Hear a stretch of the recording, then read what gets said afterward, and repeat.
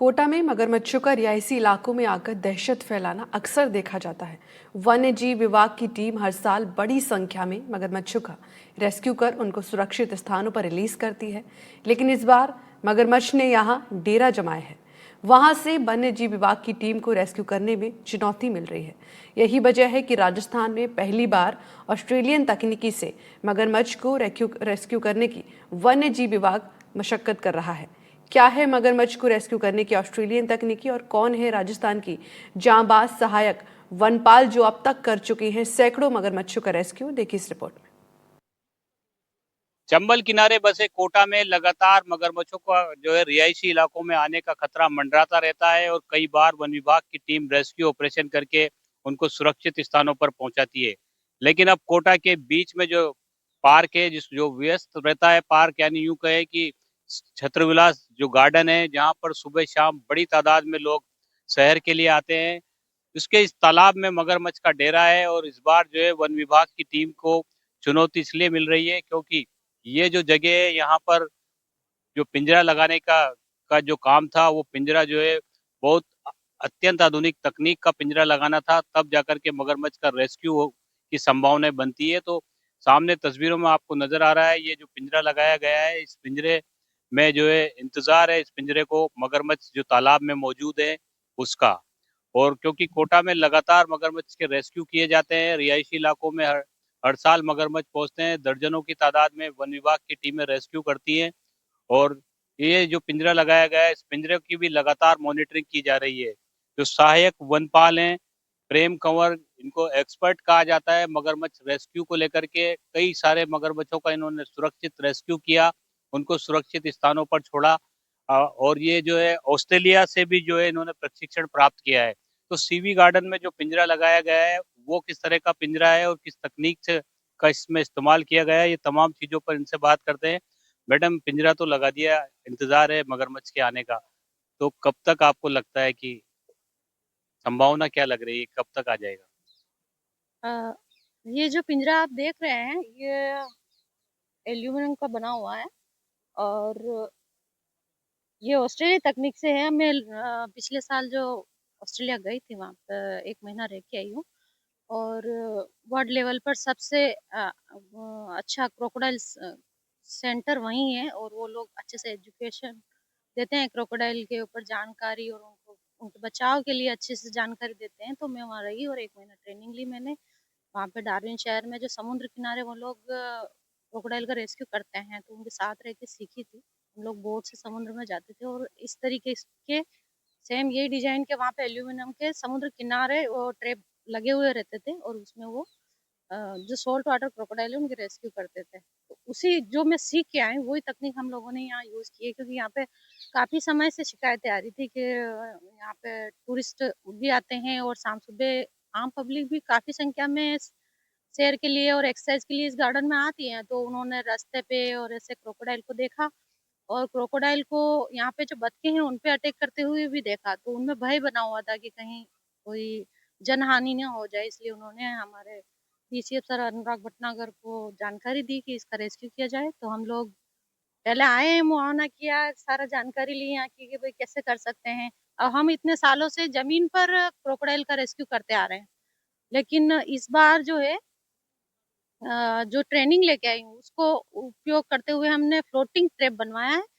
तो floating trap क्या है ना, एक तो पानी के अंदर रहेगा, चाहे बाहर पब्लिक घूम रही है तब भी ये अंदर पानी के बीच में लगाया था कहीं डिस्टर्ब नहीं हो, क्रोकोडाइल इस ट्रैप में फंस जाए। तो ये पूरा एल्यूमिनियम का बना हुआ है। इसकी लंबाई जो है वो 10 फीट की है और इसकी चौड़ाई जो और हाइट है 3 फीट की है।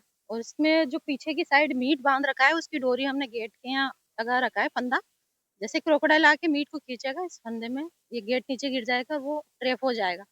इससे क्या होगा कि एक तो वो ट्रैप होने के बाद वो भी सुरक्षित रहेगा अंदर, और उसको हम ट्रैप को ही निकाल के वापस नदी में या अच्छा जो क्रोकोडाइल का हैबिटाट है वहाँ उस क्रोकोडाइल को छोड़ देंगे। तो इससे ना तो क्रोकोडाइल को कोई हानि होगी और ना ही कोई बाहर किसी तरह का डिस्टरबेंस होगा। इसलिए ये तकनीक हम तो ये फ्लोटिंग जो है पिंजरा पहली बार बनाया गया है? ये हमारे राजस्थान में पहली बार ऐसा फ्लोटिंग ट्रैप बनाया गया है। हमारे डीसीएफ श्री अनुराग भटनागर साहब ने लगभग 1.5 लाख रुपए का खर्च कर फ्लोटिंग ट्रैप और एक ट्रॉली बनवाई है, जिससे ताकि ये ट्रैप में हम लोग जब भी क्रोकोडाइल कैच करें तो वापस उस ट्रॉली से ही हम लोगों को लेके जाना है, ताकि और कोई संसाधन से जाएंगे तो हो सकता है इसमें झटके लगे हो और क्रोकोडाइल हार्म हो। तो इसकी पूरी क्रोकोडाइल भी हमारे शेड्यूल फर्स्ट का वन्य जीव है, तो उसकी सुरक्षा का भी पूरा ध्यान रखा गया है और सुरक्षित रेस्क्यू करने के लिए इस तरीके की तकनीक अपनाई गई है, जो अपने देश में अपने राजस्थान में पहली बार इसी टेक्निक का इस्तेमाल हो रहा है, तो ये बहुत अच्छी बात है। तो क्या उम्मीद है अब, क्योंकि गर्मियों का सीजन है, सर्दियों में तो कई बार बाहर धूप सेकते हुए मगरमच्छ नजर आ जाते हैं, तो क्या उम्मीद है इसमें पे ये जो लगाया है आपने इसमें कब तक वो आ सकता है?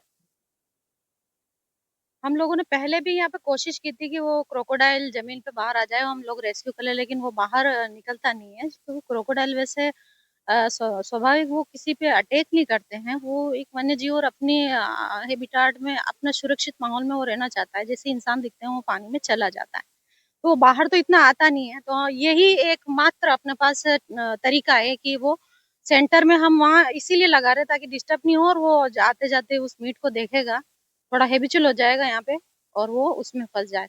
और क्रोकोडाइल क्या होता है, डेली डेली हमारी तरह शाम सुबह खाना नहीं खाता है, जब उसको भूख लगेगी, चाहे अभी उसने खाना खा रखा होगा तो हो सकता है 5 दिन 10 दिन उसको लगेंगे वापस भूख लगने के, तब वो जाके उस ट्रैप में कोशिश करेगा खाना खाने की, तो तब तक हम इंतजार करेंगे और प्रयास है हमारा पूरा कि ये रेस्क्यू हो जाए जल्द से जल्द। तो इससे पहले भी आपने कई सारे रेस्क्यू किए हैं, लेकिन ये अलग तरह का वो है, यहाँ इंतजार किया जा रहा है क्रोकोडाइल का। जहाँ आप जाते हो वहाँ पहले से क्रोकोडाइल मौजूद रहता है।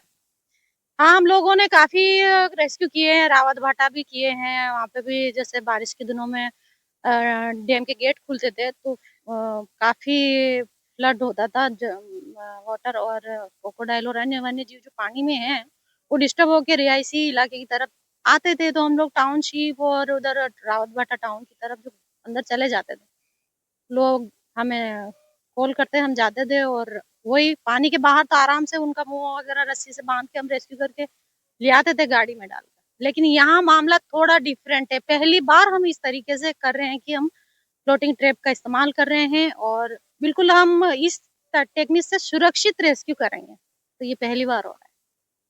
तो क्रोकोडाइल रेस्क्यू की एक्सपर्ट प्रेम कंवर जो है, उन्होंने पहली बार जो है ऑस्ट्रेलियन तकनीक जो है उसको अपनाया है और इंतजार किया जा रहा है क्रोकोडाइल के आने का। इससे पहले जो है सैकड़ों मगरमच्छों का रेस्क्यू कर चुकी हैं ये वनपाल, और क्योंकि अब ये सीवी गार्डन क्योंकि शहर के बीच में स्थित है और यहाँ पर जब लोगों की शिकायत आई, लोगों ने जब क्रोकोडाइल को देखा, तो अब वन विभाग ने एक अलग तरह का एक्सपेरिमेंट भी किया है और साथ में जो है एक विशेषज्ञ को लगाया है, ताकि विशेषज्ञ जो है अपने तमाम एक्सपीरियंस के साथ इस क्रोकोडाइल का भी रेस्क्यू कर सके। इस तालाब में कितने क्रोकोडाइल है इस बात की भी अभी पुख्ता पुष्टि नहीं है, लेकिन एक क्रोकोडाइल जो है वो नजर आया था। अगर और भी क्रोकोडाइल होंगे तो इसी तकनीक से उनका रेस्क्यू किया जाएगा और उनको सुरक्षित स्थानों पर भेजा जाएगा। कोटा से सहयोगी हेमंत जोशी के साथ शाकिर अली, एनडीटीवी।